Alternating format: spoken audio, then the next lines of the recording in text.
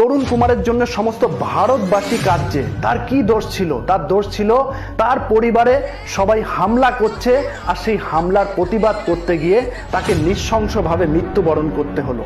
যে যেমন বাংলাদেশের দীপু দাস ছিল, তাকে যেমন নৃশংসভাবে করা হয়েছে, তার থেকে অনেক গুণ বেশি বড়ভাবে।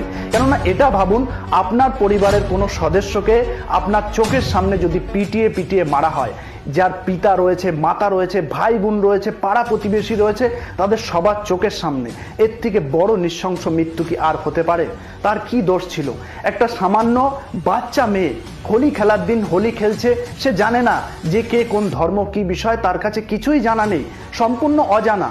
সে আনন্দের মুহূর্তে হোলি দিয়ে ফেলেছে, ভুল করে ফেলেছে, কিন্তু তার জন্য মৃত্যু? আপনাদের যদি এরকম হয়ে থাকে, গায়ে লেগে থাকে, আপনারা পুলিশ প্রশাসন রয়েছে, সেখানে জানান, তারা ব্যবস্থা করবে।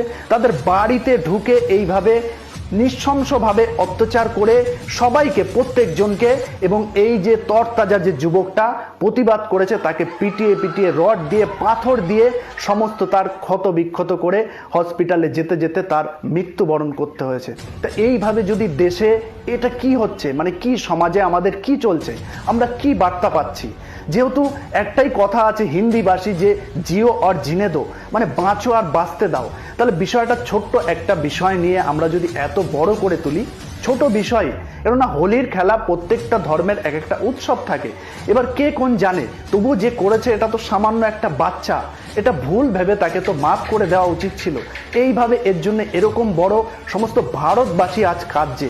এইভাবে তরতাজা একটা যুবক, যার স্বপ্ন পুরো ভরা রয়েছে, তার যে মাতা, তার যে পিতা মাতা, তাদের কি হবে এখন, কি অবস্থা হবে, কে দেখবে? তাদের যে আকুল যে কান্না, এর কোথা থেকে, এর দাম কে দেবে, এর মূল্য কোথা থেকে চুকাবে?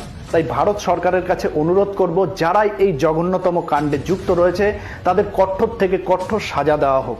আর ভগবানের কাছেও প্রার্থনা করি যে ভগবান তরুণ কুমারকে তোমার ঘরে নিও, আর এর পিতা মাতা পরিবারকে তুমি দেখো।